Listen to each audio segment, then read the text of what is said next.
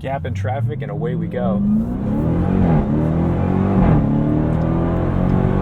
Welcome back, I'm Tedward, and today, thanks to Cued Cars on Instagram, we're driving a Dodge Durango SRT Hellcat. This is a 6.2-liter supercharged V8 family truckster that makes 710 horsepower, 650 pound-feet of torque, and will rocket you in your three-row SUV to 60 in 3.6 seconds. This is what happens when you follow your baser instincts. Primitive thoughts created this vehicle, and I love it because everything in the auto industry seems so curated and almost too perfected. This is not. This is your family SUV with a full-blown drag racing motor and somehow handles quite well. I really loved my time in the SRT Durango, the non-Hellcat version. I think it handles great, it's super fun, and you can see this doing all kinds of fun security things because the public knows these are fun too. So this one has a lot of added security to it so it doesn't get stolen. I'm not even going to show you the full startup procedure on this one because good luck, you won't get this one. It's painted in reactor blue, and you'll notice it's been debadged. There's no Hellcat stuff on this, so it has a little bit of an undercover cop vibe when you think about it. But this hood certainly sets it apart with these big nostrils and the scoop. I love the little details on these SRTs. And gluing us to the road, but more realistically, keeping this from spinning all four wheels under throttle, is a 295 section tire on 20-inch wheels. And behind that, you've got your 6-piston brakes. And they were only supposed to make these for 1 year. But here we are in 2025, a few years later, and these are still out there. I got to remember where everything is. Luckily, for us, they kept making them. Maybe for the original buyers who were hoping to have some limited production run of their Dodge, maybe bummed out. But the reality is I do think the world is a better place when we have more weird options like this. Because the best part about it is that it is wholly unnecessary. This is not a vehicle you need. So let's get it started up.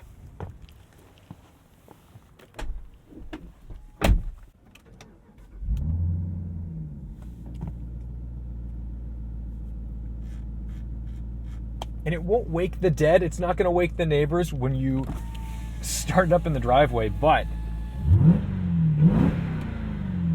it's got some juice. And when you get on this, you're going to hear that supercharger whine. And they definitely did not try to make that subtle. Let me show you under the hood.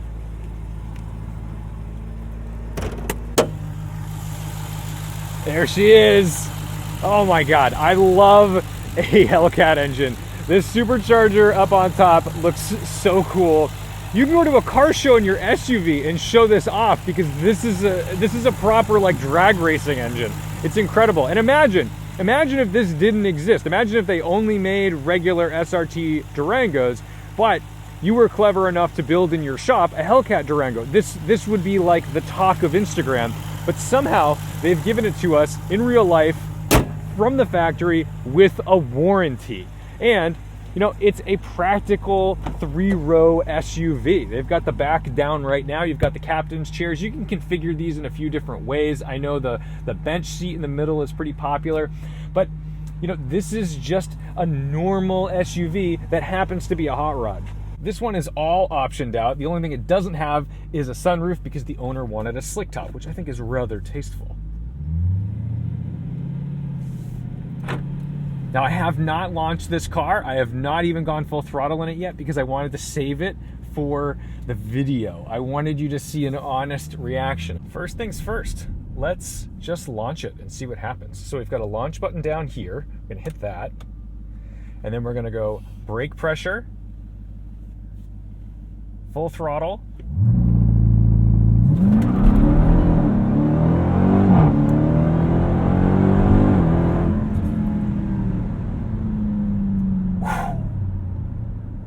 That was a 4-wheel burnout, and it'll tow 8,700 pounds. This is still like a usable normal thing. My friends, before the toter home was in the picture, they were towing that Acuity FK8 Civic with the SRT Durango. Not a Hellcat, but a Durango nonetheless. And this thing went crisscrossed the nation, essentially, towing their race car.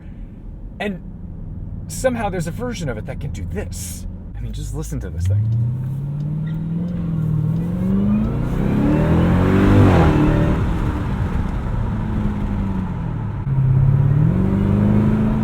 the supercharger whine, the crack of the exhaust.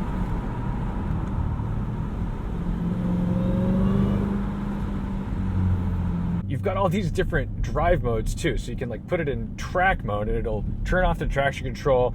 It'll make the paddle shifters on, all-wheel drive in track mode, stability control in track mode, suspension in track mode, steering in track mode, all the insanity.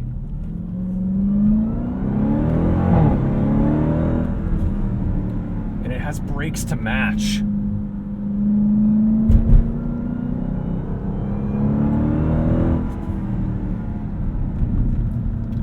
Faster than your sports cars for the most part, unless you're in supercar territory.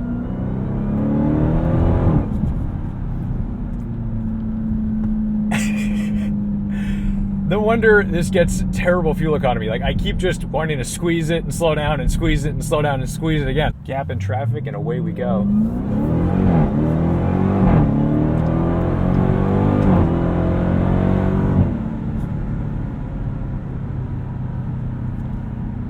Full-on monster.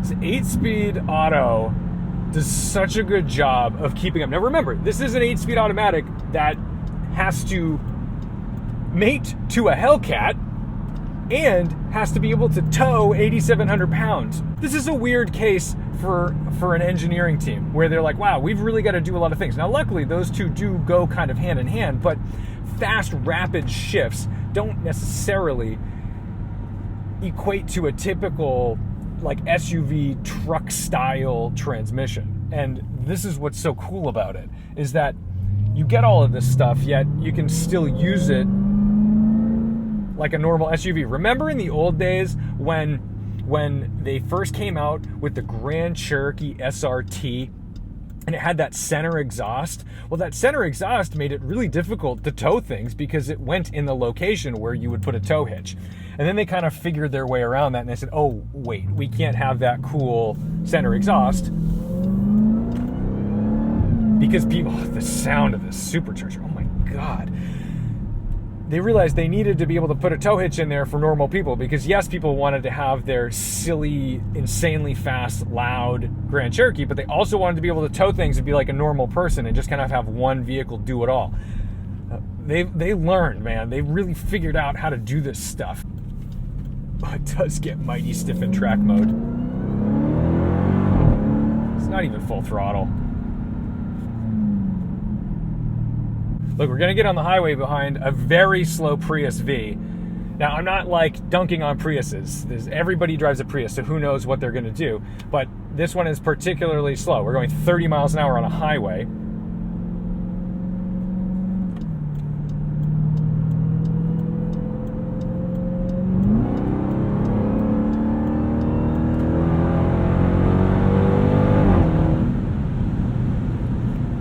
Point, squeeze, shoot.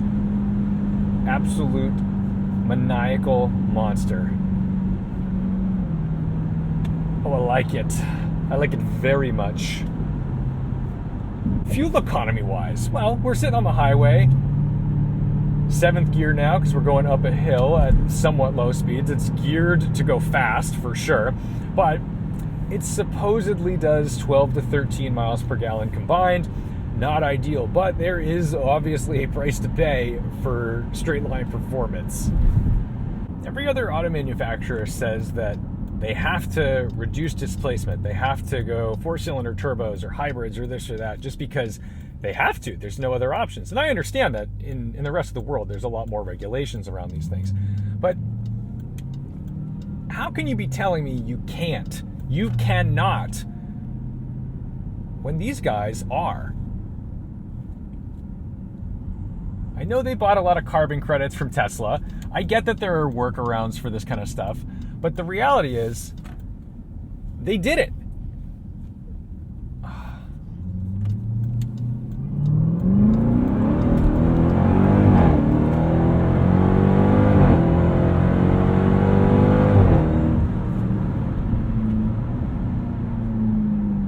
And it feels fine.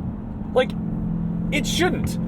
This should feel like a hodgepodge nightmare. It should feel like a hot rod. It should feel like it was built in a basement, and yet it does feel well-rounded. Yes, it's still a Dodge product. You know, it doesn't have the highest quality things. You know, you might have to close the door a couple times if it doesn't close the way you want it the first time. But as a driving experience, it's shockingly dialed, and it's exactly what you want out of this thing. And it makes like basically no compromises other than the fuel-sucking injectors that are just dumping fuel into this engine.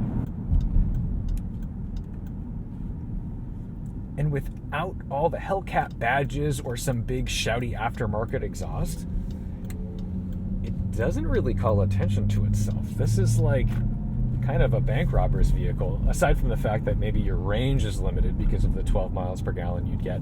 But it does disappear a little bit. Not to mention the fact that a lot of municipalities and towns use Durangos as police cars. So some people might actually just get out of your way thinking you might be an undercover, because it kind of has that vibe when you look in your rearview mirror and you see this front end. You know what the real sick part is? I want more.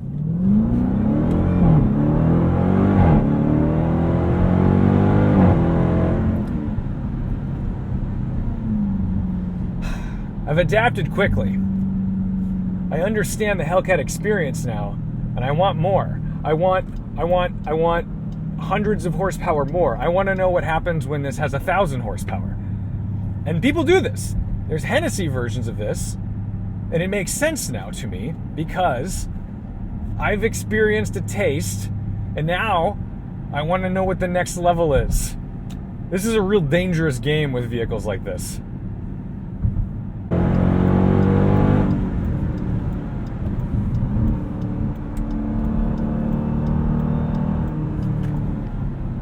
You will be able to hunt down supercars in this. So sure, the Cayenne Turbo GT is insane, and it does 0 to 60 a little bit faster than this. It'll lap the Nürburgring faster. I mean, it's a different segment because it's not a 3-row SUV.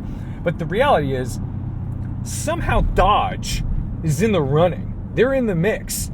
Dodge in the mix with Lamborghini, with Porsche. This is nuts.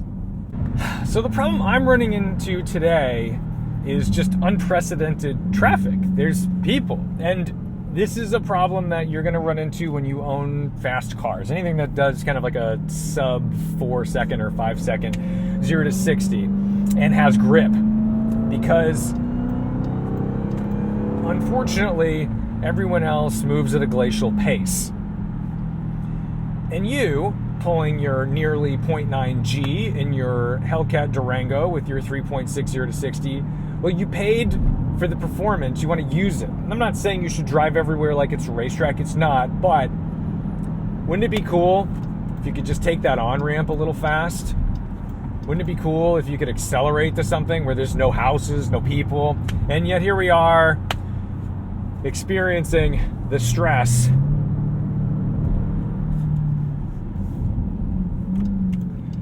of traffic and people, and yeah, it's a bit of a bummer sometimes, but that's the deal. I think I'm grateful that this car is so incredibly fast that it even warrants the discussion to say, hey, this car's too fast for the real world. That's neat. Look how much grip this has.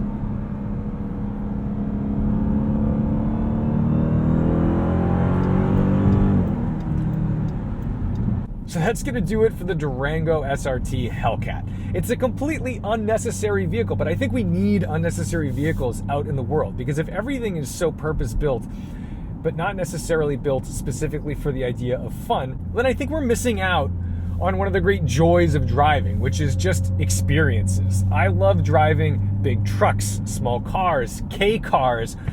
Put me in a BMW Isetta. I'm going to have a great time. And while at the time a lot of those things are made for specific uses, the idea that something could just be made for the sake of being made like this is really entertaining. And I want more of that in the world. I need more of that in the world. It's the same reason why I would love it if Ferrari came back with a non-record setting mid-engine manual rear-wheel drive supercar that just had oodles of feel. It doesn't need to have 800-900 horsepower. It just needs to be something exciting. This is why I think the Porsche market, especially those air-cooled RSs, have gone up so much. They're in such demand because this is just an experience you can't really get anymore.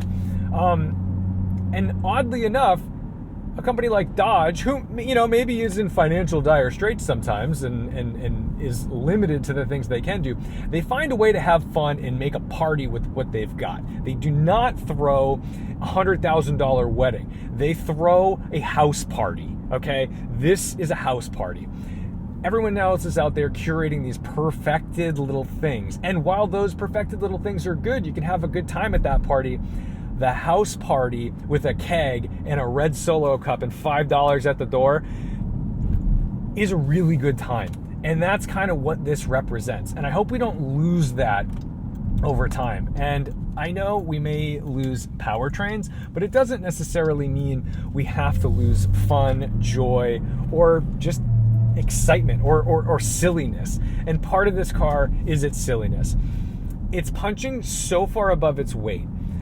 It's in the mix, in the conversation with something like a Lamborghini Urus Performante or a Cayenne Turbo GT. And while it does not handle as well as those vehicles, obviously, it is still within the realm of the intent, which is just a wholly unnecessarily fast SUV that you can put the kids in, bring to school, go to dinner, daily drive, but also it's just as fast in a straight line as the sports car that you don't touch from the months of November to April. You know, you leave it in the garage for the winter, but this thing somehow manages to go just as fast to 60 and you never stop driving it. So for that, I hope it keeps going or something like it keeps going, but I'm really thankful to get a chance to have a go in one. So thank you so much for watching, liking, commenting, and subscribing. Check out Cued Cars on Instagram. His collection is incredible, and you'd be pretty surprised at what lives next to this Durango Hellcat. Don't forget to respect the drive, and I'll see you in the next one.